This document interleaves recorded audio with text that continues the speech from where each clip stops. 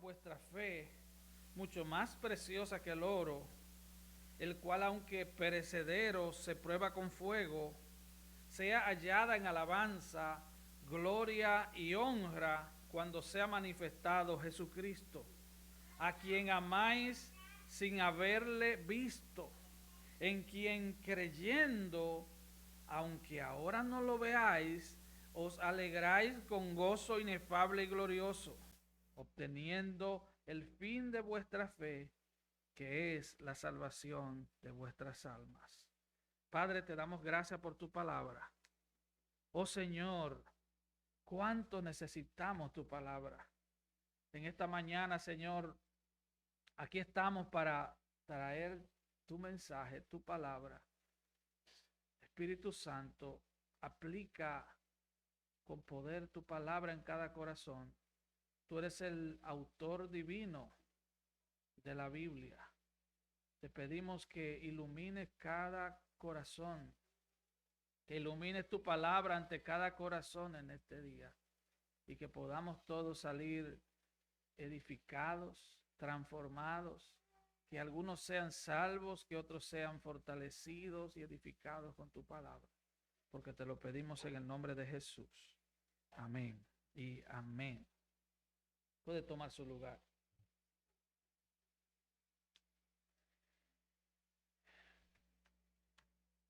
Cuando vamos a ver las parábolas del Señor, vemos una que es, podríamos decir que es la más importante de todas las parábolas, la parábola del sembrador. Y aunque ese no es el tema de hoy, pero quiero introducir el tema de hoy con esta pequeña ilustración de la parábola del sembrador. En la parábola del sembrador, el Señor presenta 4 escenarios, 4 terrenos, en los cuales la semilla gloriosa de la palabra de Dios cae cuando es predicada. Nos habla, número 1, de el camino. Nos habla de las piedras, nos habla de los espinos y nos habla de la buena tierra. 4 tipos de creyentes o 4 tipos de personas, mejor dicho, en los cuales la palabra cae. Ahora me llama la atención que en Lucas 8, 6 y 13, la palabra de Dios cae sobre algún tipo de personas,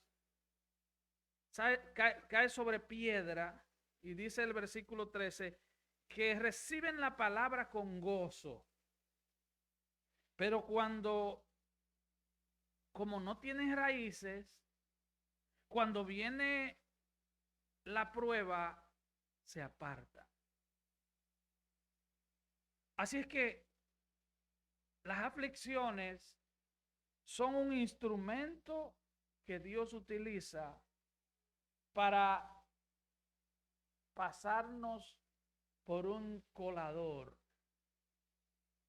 Es como el sedazo, es como el strainer, es por donde Dios pasa a las personas que están en la iglesia para determinar su fe.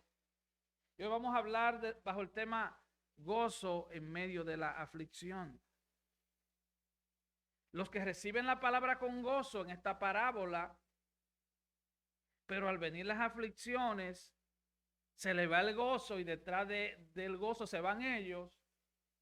Eso demuestra que no tienen una fe verdadera. Tienen una fe ficticia. Debemos entender que el gozo es un fruto del Espíritu Santo. Un creyente lleno del Espíritu Santo es un creyente que tiene gozo. No estoy hablando de alegría, estoy hablando de gozo. ¿En qué se diferencia la alegría y el gozo? Bueno, el gozo es sobrenatural. El gozo es un fruto del Espíritu. El gozo no es producido por nuestras circunstancias terrenales ni pasajeras. Nos alegramos cuando nos suben el salario.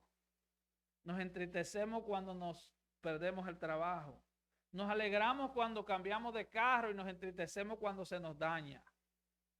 Ese es el sub y baja emocional que mientras estamos en esta tierra vivimos. Pero el gozo del Señor, el gozo de la salvación, viene de haber venido a Cristo en arrepentimiento y fe. Viene de tener comunión con ese Dios en el cual hemos creído. Romanos 14, 17 dice que el reino de Dios es gozo en el Espíritu Santo. El reino de Dios viene con gozo al corazón de cada creyente. La evidencia, una de las evidencias principales, evidencia interna de que somos cristianos, es que tenemos gozo. Se nos está cayendo la casa encima, pero de manera inexplicable nosotros tenemos gozo. Pasamos por pruebas terribles que tal vez otros estuvieran cayendo muertos, nosotros tenemos gozo. ¿Por qué? Porque ser libre de la esclavitud del pecado y de la esclavitud de Satanás trae gozo al corazón de las vidas. La libertad, las cadenas del infierno se rompieron. Las tinieblas se esparcieron y fuimos trasladados al reino de Cristo. Eso produce gozo. De hecho, cuando Jesús nace, cuando Él es encarnado, en Lucas 2 dice que un ángel le dijo, anunció, les doy nuevas de gran gozo. El evangelio son buenas nuevas de gran gozo. Y luego dice que os ha nacido hoy en la ciudad de David un Salvador, que es Cristo el Señor. El evangelio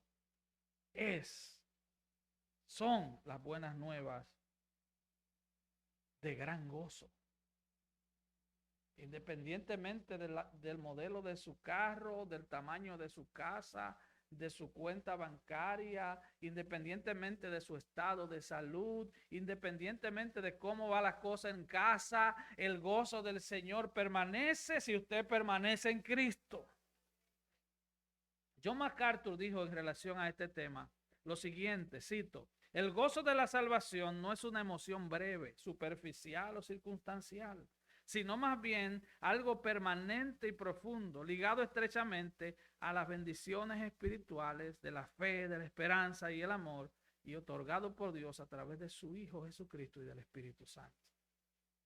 Así que no es una emoción breve, no es superficial o circunstancial, no se trata de un culto avivado de domingo, no se trata de un culto bonito. Se trata, hermanos, de Cristo morando a través del Espíritu Santo en nosotros, en nuestras vidas.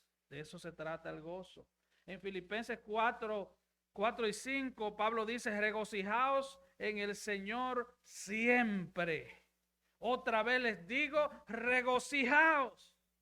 Y luego dice, le añade: vuestra gentileza sea conocida de todos los hombres.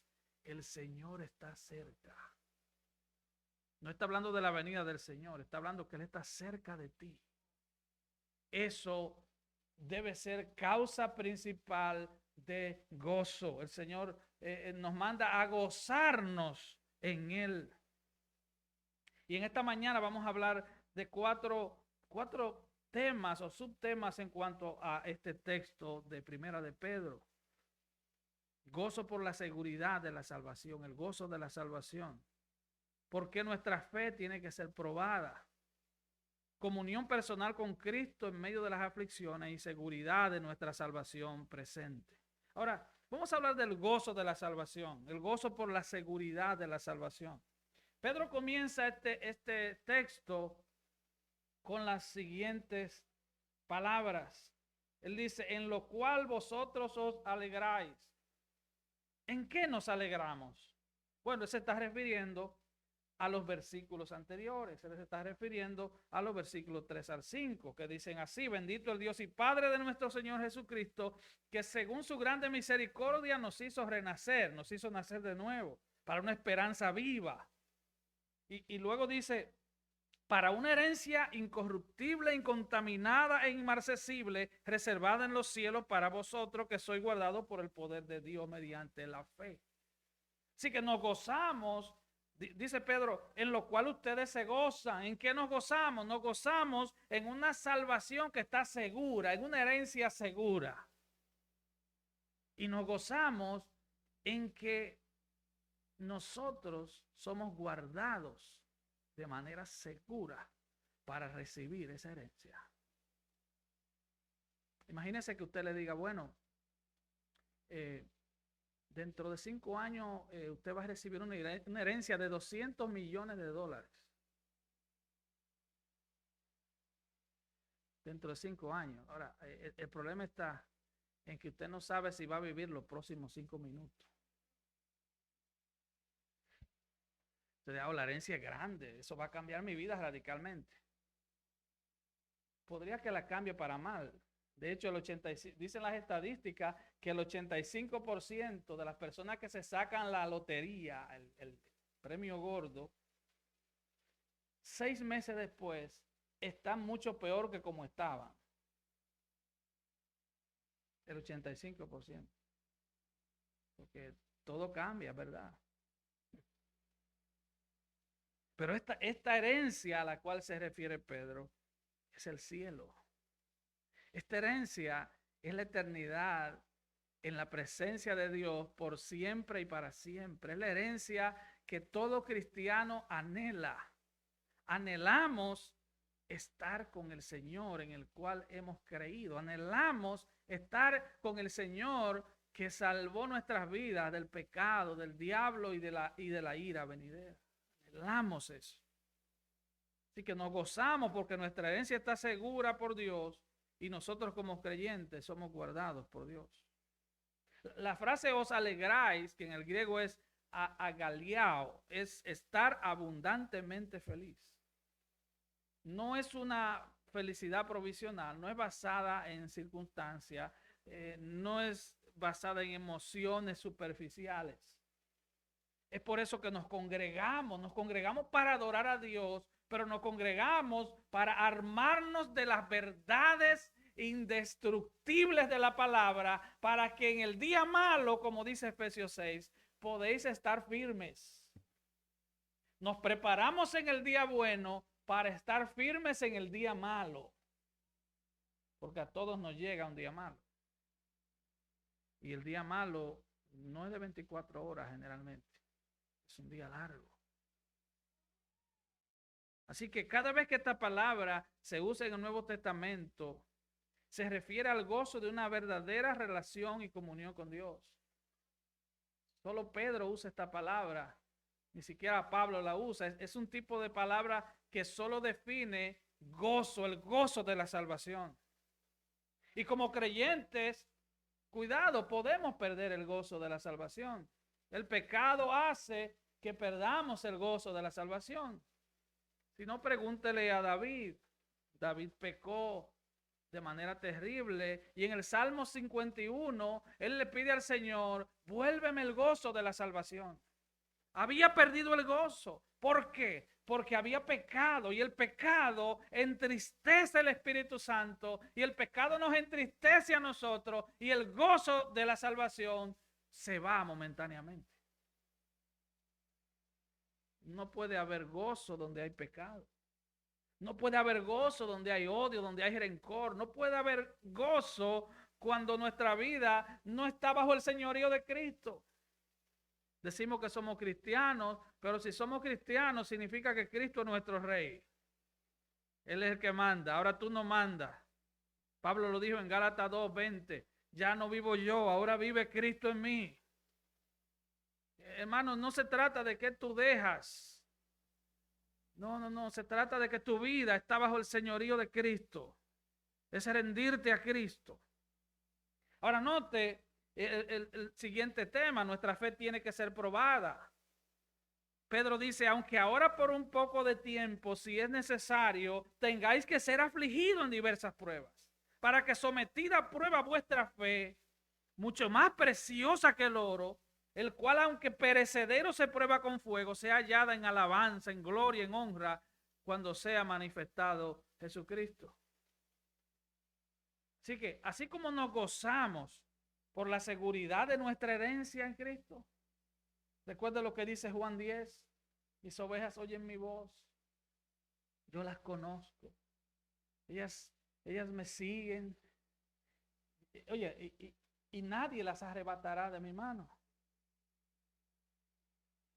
Así que, así como nos gozamos en esa herencia segura, así como nos gozamos en que Dios nos va a guardar, somos guardados mediante el poder que te guarda, amado hermano. Así también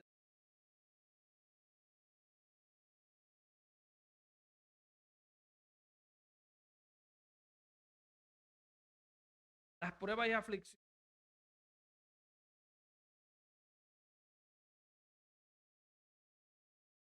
El evangelio del pare de sufrir. No, en el mundo tendréis aflicciones. Esa es una promesa de Dios. Tú debes tener una buena teología del sufrimiento. En el mundo tendréis aflicciones. Usted no se da cuenta que cuando vienen las aflicciones, si tú eres cristiano, tus expectativas del cielo aumentan. Dios quiere que tus expectativas estén puestas en el cielo. Ahora, ¿cuáles son las características básicas de las aflicciones de los creyentes? Número 1, dice, ahora por un poco de tiempo. O sea, nuestras pruebas son pasajeras. En 2 Corintios 4:17, Pablo dice, porque esta leve tribulación momentánea produce en nosotros un cada vez más excelente y eterno peso de gloria. Produce peso de gloria. ¿O tú quieres gloria? La gloria viene a través de la aflicción. ¿Tú quieres un peso glorioso sobre ti? ¿Tú quieres representar dignamente al que murió por ti en la cruz, al que sufrió millones de infiernos en la cruz y tú no quieres padecer? Vamos, despierta. Queremos gloria, pero no queremos padecimiento. Recuerda que en el camino a la gloria hay una cruz. No hay gloria si primero no hay cruz. Y Pablo dice en 2 Corintios 4, después de decir que esta leve tribulación momentánea produce en nosotros cada vez más excelente peso de gloria, luego dice, no mirando nosotros las cosas que se ven. Porque las cosas que se ven son temporales, pero las que no se ven son eternas. Así que nuestras pruebas son pasajeras. Literalmente lo que quiere decir es por una temporada. Son por una temporada. Tienen fecha de expiración. El asunto es que la comida enlatada tú le puedes ver la fecha de expiración. A las pruebas nuestras no le vemos la fecha. Pero debemos estar seguros de que las pruebas son por un tiempo. No duran para siempre. Comparada con nuestra eternidad, Pablo le llamó una leve tribulación momentánea. Comparada con trillones de años, varios años de prueba, eso es como nada. Eso es como un par de segundos. ¿Usted entiende eso? Son pasajeras. Ahora, lo siguiente es que Pedro dice, si es necesario. Las aflicciones llegan a la vida de los cristianos cuando realmente cumplen el propósito que Dios quiere cumplir en ellos. Dios usa las aflicciones en nuestras vidas para hacernos más humildes. Dios las usa para separarnos del mundo y enfocarnos en el cielo. Dios las usa para sensibilizarnos y poder ayudar a otros.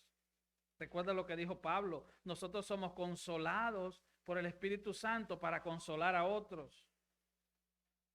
Cuando llega el dolor a tu vida, tú recibes consuelo, pero ese consuelo te prepara para poder consolar a otros. Si tú no sabes lo que es necesidad, es difícil que tú tengas empatía por alguien que que esté pasando necesidad. Dios usa las pruebas también para disciplinarnos por nuestros pecados. Dios usa las pruebas para ayudarnos a crecer en nuestro carácter cristiano. En una ocasión, Jeremías se quejaba delante de Dios se quejaba de tantas pruebas y tantas luchas. Y él le dijo a Jeremías, oh, si tú te cansas con los que van a pie, ¿qué pasará cuando vengan los de a caballo? En otras palabras, prepárate porque viene algo peor. Cuando vienen las pruebas, nosotros crecemos en carácter. Si somos verdaderos cristianos, crecemos en carácter. Si no somos cristianos, nos va a pasar como aquellas personas de la parábola. Se nos va el gozo porque era un gozo pasajero, porque no estábamos fundamentados en la roca que es Cristo. Y entonces la casa se nos cae. Y esa casa se cae porque no está firmemente establecida sobre la roca inconmovible de los siglos, que es Cristo. Luego dice, tengáis que ser afligidos. La palabra aflicción aquí significa dolor. Y no se refiere solo al dolor físico, sino al dolor emocional. La angustia mental, la congoja, la ansiedad. Y por diseño de Dios, oiga bien, la prueba tiene que ser dolorosa. Ese es el diseño de Dios. A fin de refinar los creyentes. A fin de prepararnos para ser más útiles para su reino. Mientras un creyente anda caminando como que es un superhéroe, es imposible que pueda ser útil para el reino de Dios. Me contaba una hermana que cuando creía que perdía a su esposo, una hermana de esta iglesia, que era en lo que ella confiaba totalmente, ella comenzó a mirar a Dios. Porque en medio de las pruebas, todo aquello en lo cual confiamos se desvanece. Todo se desvanece. Todo se va. Momentáneamente, claro está.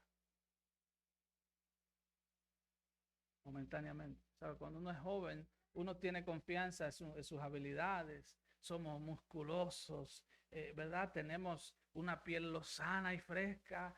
No nos duele nada. Brincamos de 7 pies y caemos parados. Pero el Señor comienza a trabajarnos, a disciplinarnos. Yo puedo decirlo por mí. Cuando pasé aquella prueba de meses en una cama, se fue la salud. Yo nunca he tenido dinero, pero por lo menos las tarjetas de crédito se llenaron. Mucha gente se fueron de mi lado, incluyendo muchos de la iglesia también. Ya pensaban que yo me iba a morir, que ya se acababa todo. Todo aquello en lo que yo física o humanamente confiaba, se fue. Yo estaba postrado. Yo tenía que ayudarme a bajar la escalera. Tenía que, un bendito andador que me prestó Huáscar. Esa era mi compañero. Terrible. Pero yo jamás he sido tan bendecido en mi vida como en ese tiempo. Porque comencé a ver a Dios. Y eso es eso se repite vez tras vez. Después de Job haber perdido hijos, haber perdido bienes, haber perdido su salud, al final él dijo, de oídas te había oído, mas ahora mis ojos te ven. Así que no rehuses la prueba. Sométete más a Dios en medio de tu prueba. Porque Dios sabe lo que está haciendo contigo y conmigo. Él sabe. Él sabe lo que está haciendo. muchas cosas se van a desaparecer, muchas cosas van a momentáneamente a no estar contigo, para que tú levantes tus ojos al cielo y digas como el salmista: alzaré mis ojos a los montes. ¿De dónde vendrá mi socorro? Mi socorro viene de Jehová, que hizo los cielos y la tierra. Y después dice: no dará su pie a resbaladero, ni se dormirá el que te guarda. Y que podemos tener gozo en medio de la aflicción. Luego dice que son diversas pruebas. La palabra en griego significa diferentes colores, porque Dios es creativo hasta en eso. Él no te va a mandar la misma, te va a mandar diferentes. Las pruebas vienen en muchas formas. De hecho, esta palabra también es usada, creo que por el mismo Pedro, cuando él dice la multiforme gracia. La multiforme gracia. Segunda de Corintios 12 registra la historia de Pablo cuando luchaba con una prueba terrible. Él decía: me fue dado un aguijón en mi carne, un mensajero de Satanás que me abofeteaba para que yo no me enalteciera sobremanera. Respecto a lo cual 3 veces he rogado al Señor que lo quite de mí.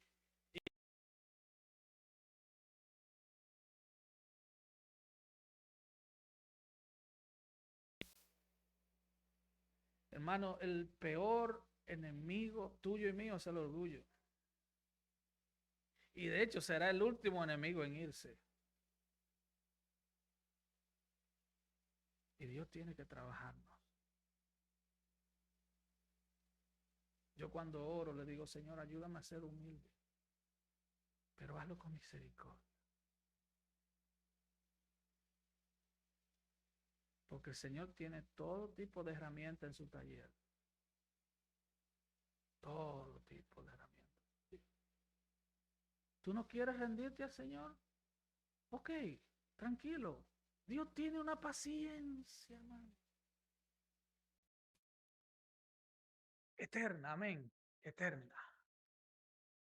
Él te va a trabajar, aunque sea como una gota de agua sobre una piedra, hasta que te abra un hoyo. Yo he preferido, después de tantos golpes, que sea por la buena. Hermanos, yo les aconsejo que se rindan, que saquen la bandera blanca, que no pelees con tu hacedor. Tú no estás en condición de pelear con Dios. Tú no estás en condición de exigirle a Dios.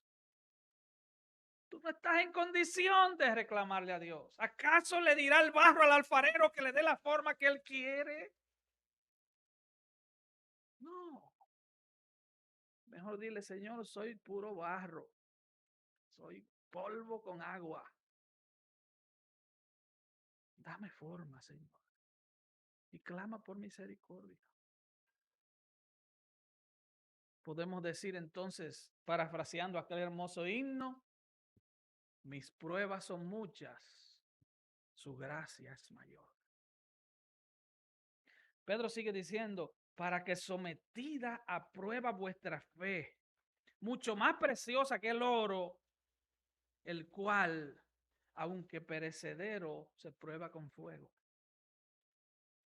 Pedro ahora compara nuestra fe salvadora con el oro. Y créame, en los tiempos de Pedro, el oro era el metal más caro. Todavía el oro es caro.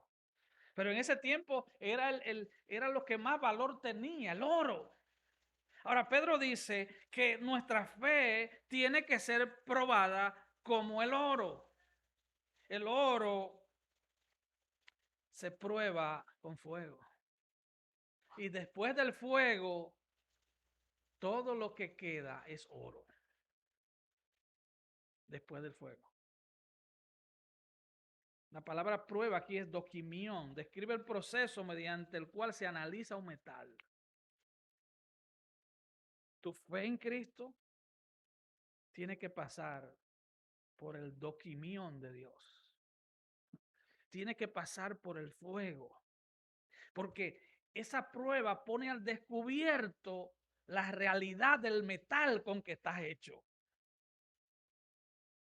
Esa prueba determina tu verdadero contenido. Y escucha bien, no es que Dios no sepa el material, Él conoce tu material. Hay gente que dice, Dios me está probando para saber.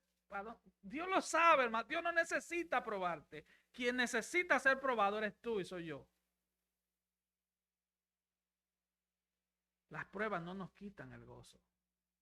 A los verdaderos creyentes, las pruebas nos mandan de rodillas, donde debimos estar antes de la prueba.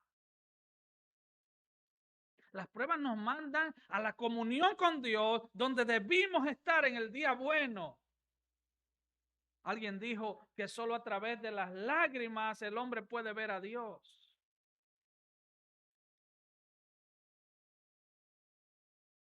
Así que las pruebas no nos quitan el gozo, es todo lo contrario. Esta experiencia nos da autenticidad a la fe.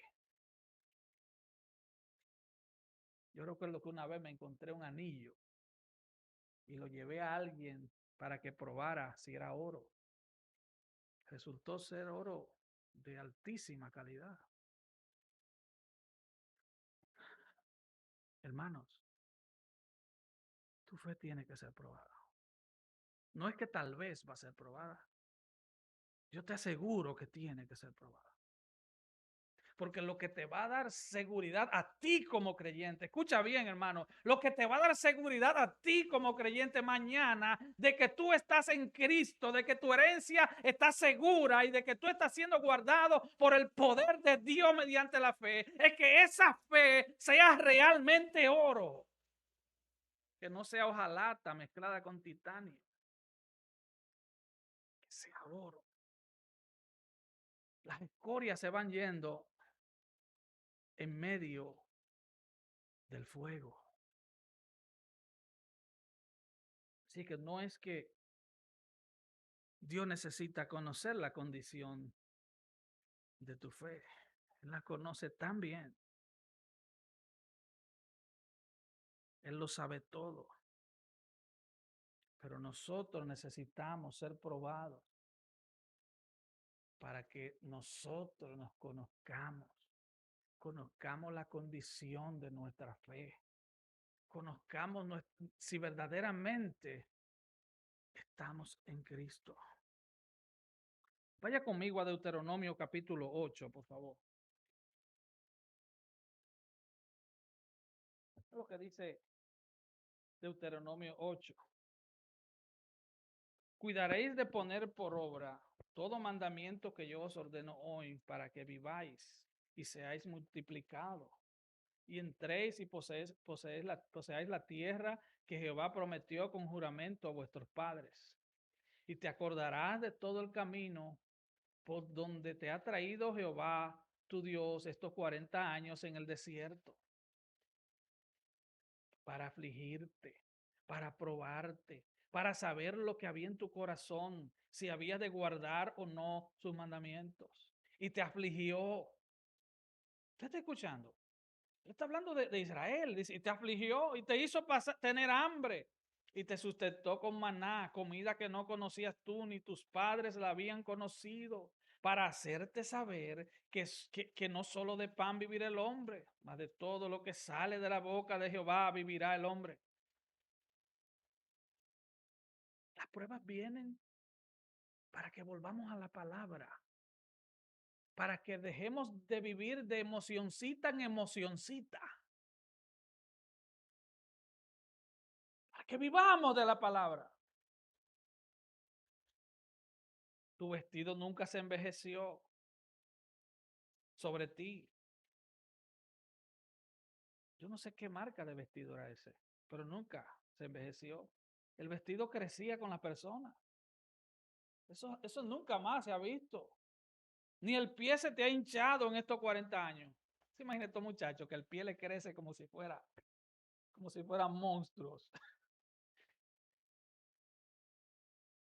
ni el pie se te hinchó en 40 años. O sea, el zapato, la sandalia, lo que fuera, le crecía juntamente con el pie. Y él luego dice,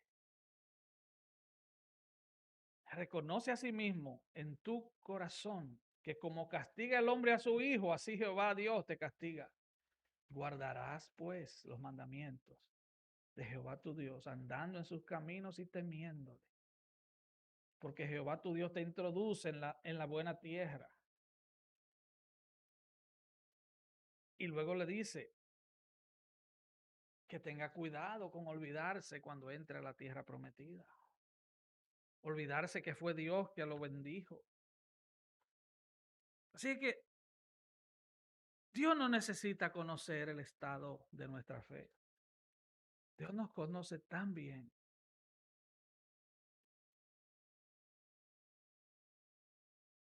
Mira lo que dice Hechos 5:40. Dice, y convinieron con él y llamando a los apóstoles después de azotarlos, le intimaron que no hablasen en el nombre de Jesús. Apresan a Juan y a Pedro, lo azotan, le dan 39 latigazos en la espalda y le dicen no vuelvan a hablar de Cristo. ¿Y sabe lo que dice el versículo 41? Ellos salieron en presencia del concilio gozosos,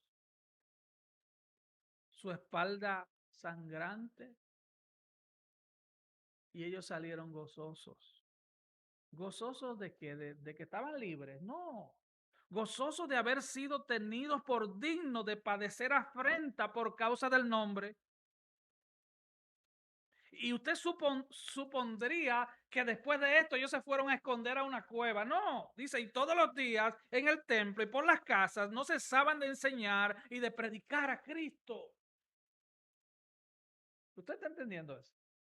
Ellos estaban gozosos de haber sido azotados por el nombre de Cristo.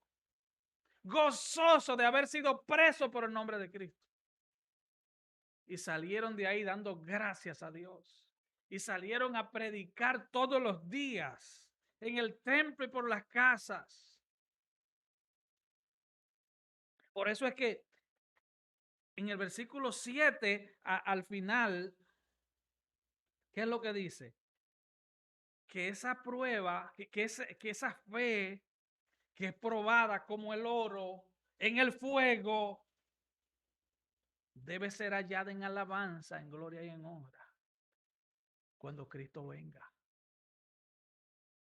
Ahí no dice que tú vas a alabar a Dios cuando Cristo venga. Claro que sí, lo vamos a hacer, pero eso no es lo que dice ahí.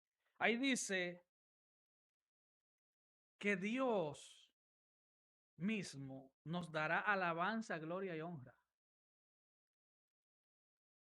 a aquellos que se mantengan como oro refinado. Aquellos que pasen las pruebas con gozo. El Señor nos honrará, nos concederá alabanza y gloria cuando Él venga. Es a eso que se refiere. Nuestra fe tiene que ser probada, nuestra fe va a ser probada.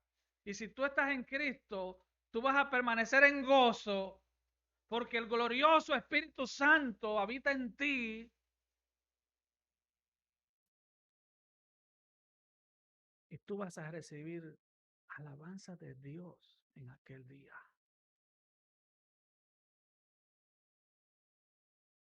Lucas 12:35 al 37 dice, estén ceñidos vuestros lomos y vuestras lámparas encendidas.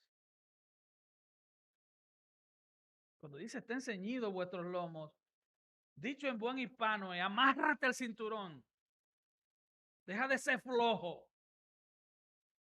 Eso es lo que significa. Amarras el cinturón y enciende tu lámpara. Deja la flojera, soldado.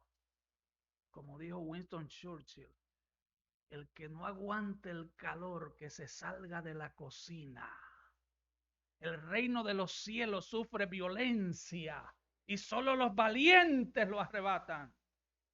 El evangelio no es para cobardes, hermano. De hecho, los cobardes están en la misma lista de allá de Apocalipsis 21 o 22, donde dice que ni los cobardes, ni los incrédulos, ni los adúlteros, ni los fornicarios entrarán al reino de Dios.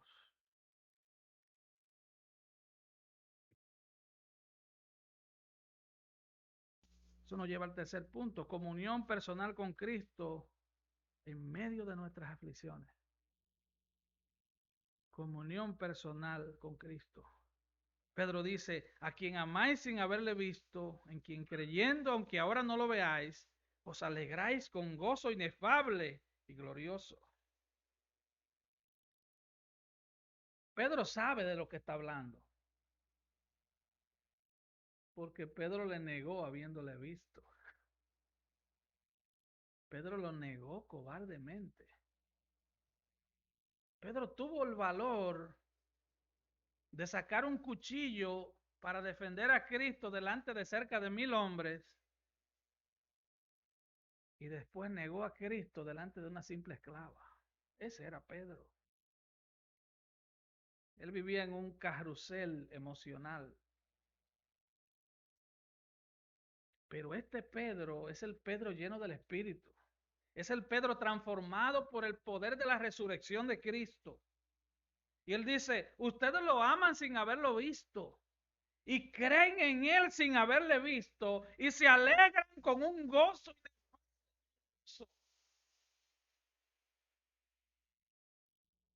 A este mismo Pedro fue que Jesús en Juan 21, 15 y 17 le preguntó, Simón, hijo de Jonás, ¿me amas? Este mismo Pedro ahora él les recuerda a sus lectores y te recuerda a ti y a mí que nosotros amamos al Señor aún sin haberle visto. Que nosotros creemos en Él aún sin haberle visto. En Juan 20, 29, Jesús le dice a Tomás, bienaventurados los que no vieron y creyeron. Así que creer en Él sin haberle visto, amarle sin haberle visto, eso nos habla de comunión. Eso nos habla de comunión, comunión con Él. ¿Se recuerda cuando el Señor dice, el Señor está cerca? Cuando Pablo dice, el Señor está cerca. Regocijado en el Señor está cerca. Gózate en el Señor está cerca. Así que podemos tener comunión con Dios.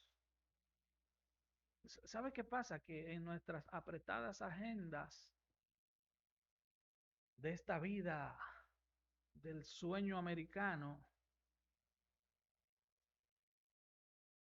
supuestamente no tenemos tiempo para orar.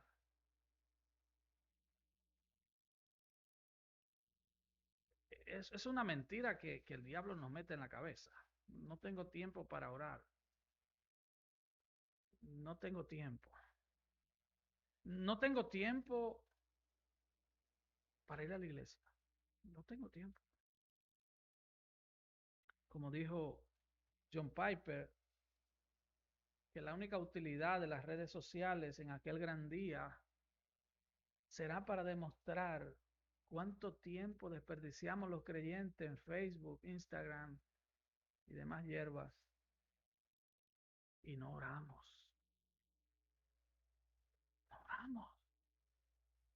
Queremos estar metidos en Facebook investigando vidas ajenas y no oramos. Queremos poder de lo alto y no oramos. Queremos ser creyentes usados por Dios.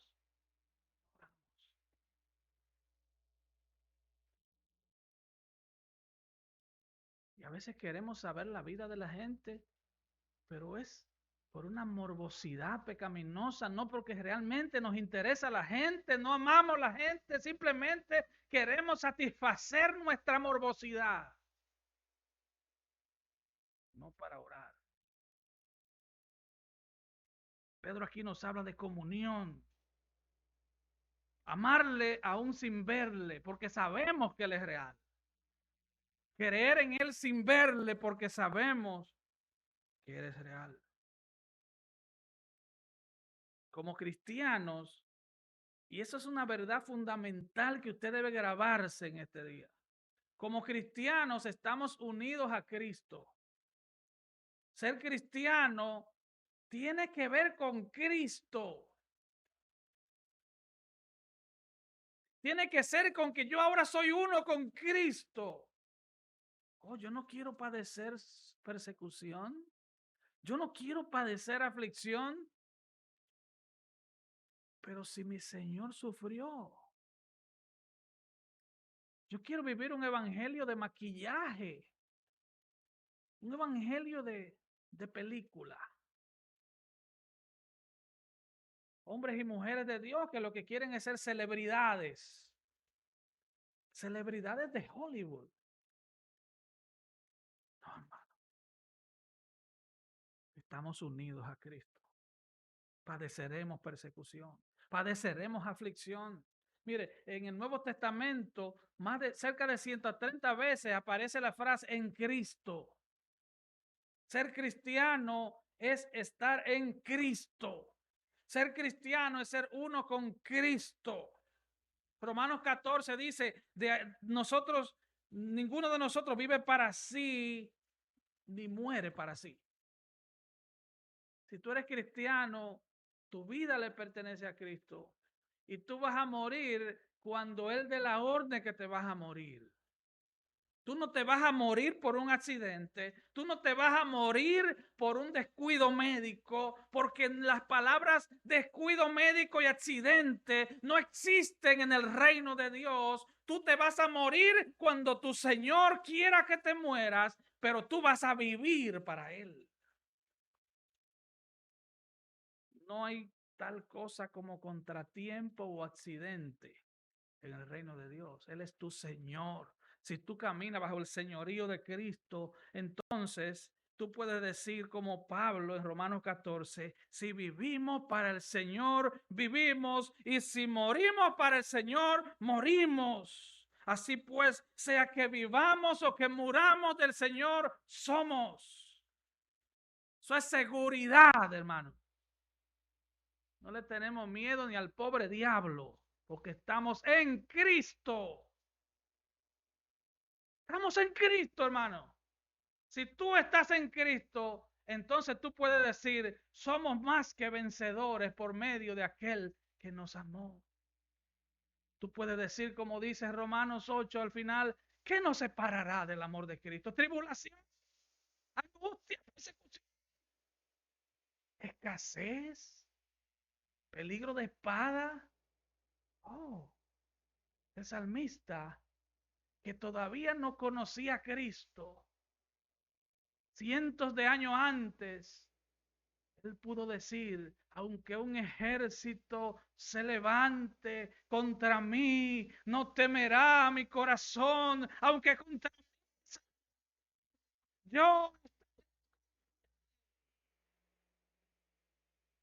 Asegúrate de que estás en Cristo. Asegúrate que estás enlistado en el ejército triunfante que va al cielo, el ejército de Cristo. Por eso es que Pedro sigue diciendo, oh, ustedes en medio de su prueba se alegran con gozo inefable y glorioso. Aquí no hay lugar para la depre. Y yo no estoy negando el sufrimiento, ni el dolor, ni la tristeza. No, yo no estoy negando eso. Emocionalmente nos da duro. Emocionalmente nos da duro. Y si hay que llorar, lloramos también. Pero nos secamos las lágrimas y decimos aleluya, gloria a Dios, Jehová Dios, sea bendito. No estamos negando la realidad del dolor, del sufrimiento, de la tristeza. No es que el Espíritu Santo viene a suprimir tus emociones. No. Vamos a sufrir, vamos a llorar. Nadie quiere ser probado. Tal vez usted me ve aquí diciendo, el pastor es un campeón. No, yo no soy un campeón. Cristo es mi campeón. yo estoy en Él y Él me guarda. Así que no estamos negando la realidad de que las pruebas traen dolor, traen sufrimiento, casi nos matan, por fuera. Pero Pablo dijo, aunque nuestro hombre exterior se desgasta, el interior se renueva de día en día. Aleluya. Nosotros vamos creciendo por dentro. Yo estoy mucho más joven por dentro. Usted no lo ve, pero yo estoy mucho más joven que hace 10 años. Usted no lo puede ver y no lo va a ver. Pero por dentro, yo estoy más enamorado de Cristo, más decidido a servirle a Cristo, más decidido a vivir por Cristo y a morir por Cristo. Así que Pedro sigue diciendo, os alegráis con gozo inefable y glorioso. Inefable, la palabra inefable literalmente significa superior al habla, superior a las palabras. Inefable significa inexplicable, inexpresable. Es imposible expresarlo con palabras. Usted ha pasado por pruebas y usted no puede expresar por qué está gozoso mientras su alma está triste. Mientras a usted le duelen hasta los pensamientos, su alma está vibrante de gozo. Aleluya. Yo sé que hay hermanos aquí que han estado en ese lugar. Tenemos entonces un amor sobrenatural por Cristo y tenemos un gozo inexplicable y glorioso. Y una de las principales razones de por qué amamos así a Cristo y de por qué nuestro gozo es glorioso e inexplicable es por lo que Pedro termina diciendo en el versículo 9. Él dice, obteniendo el fin de vuestra fe, que es la salvación de vuestras almas. Así que el resultado de nuestra relación de amor con Dios y de nuestro gozo de esa relación es la salvación de nuestras almas. Al fin y al cabo, podemos perderlo todo, pero lo tenemos todo. Todo el espejismo de las cosas que vemos en esta tierra, en un momento puede desaparecer. Hermano, desaparece. La bolsa de valores baja y sube. El oro pierde su valor. Se los roban. Los bancos quiebran. Los trabajos te botan del trabajo. Tú compras un carro y qué bueno ese olorcito a plástico nuevecito. Eso también pasa. Todas las expectativas que tú tienes en este mundo pasan. Todas. No hay una que se mantenga. Si tu expectativa está en el cielo, esa expectativa es eterna. Por eso tu fe es más preciosa que el oro, porque el oro se lo roban, el oro pierde valor, el oro deja de existir, pero tu fe en Cristo es eterna, porque Cristo es eterno. Dice Pedro, obteniendo el fin de vuestra fe. El fin de tu fe en Cristo no es tener la mejor casa. El fin de nuestra fe en Cristo es tener a Cristo. Es ver a Cristo, es vivir con Cristo, es habitar con Él por la eternidad. Este falso y diabólico evangelio de la prosperidad que son un rey. Eso no es evangelio. Esa diablura no es evangelio, hermano. El fin de tu fe es Cristo. Es vivir para Él. Es morir en Él. Y es estar con Él por siempre. Así que nosotros fuimos salvos por gracia. Fuimos adoptados en la familia de Dios por gracia. Y quiero terminar con lo que dijo el apóstol Juan. Juan era uno de los mejores amigos de Pedro, compañero de pesca, compañero de trabajo, amigo. Y en Juan 3, versículo 1, y con esto termino, él dice, mirad cuál amor nos ha dado el Padre, que seamos llamados hijos de Dios.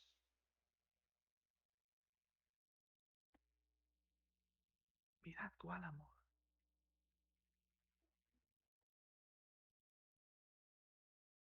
Oh hermano amado, hermana amada. Tal vez tú te has pasado una semana atribulada, atribulado.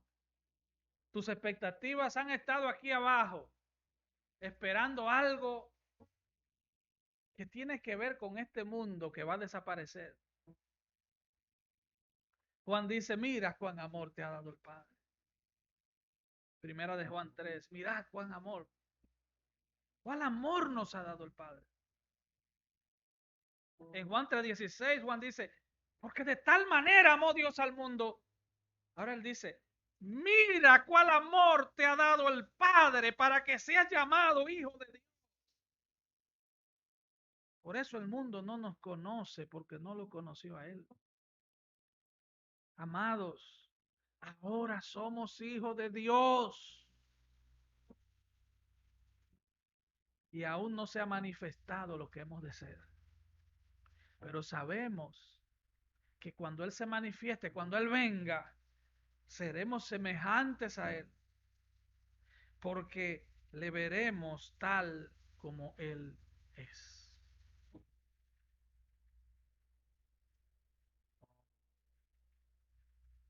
Y Él termina diciendo, y todo aquel o aquella que tiene esta esperanza en Él, se purifica a sí mismo, así como Él es puro. La esperanza gloriosa de la venida de Cristo nos empuja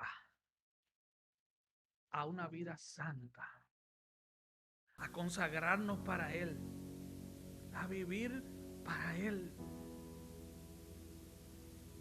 Hermano, aquí no hay espacio para ambigüedades. Aquí no hay espacio para doble vida. Aquí no hay espacio para evangelio light. O somos o no somos. Si somos de Cristo, hermano, no importa la circunstancia, no importa el proceso. Yo sé que todos aquí estamos pasando procesos difíciles. Todos. El solo hecho de estar lejos de nuestra tierra, de tener que adaptarnos a diferentes climas, diferentes idiomas, diferentes estilos de vida, ya eso solo produce presión. Si tú estás aquí en esta mañana sin Cristo, recuerda que estas promesas son para los hijos. Y si tú estás caminando sin Cristo, todavía tú no eres hijo de Dios, hija de Dios. Ven a Cristo. Él es un glorioso y amante Salvador. Él es un Salvador misericordioso. Ven a Cristo en arrepentimiento. Ven a Él. Tráele tu vida. Tráele tu pecado. Ven arrepentida, arrepentido a Él.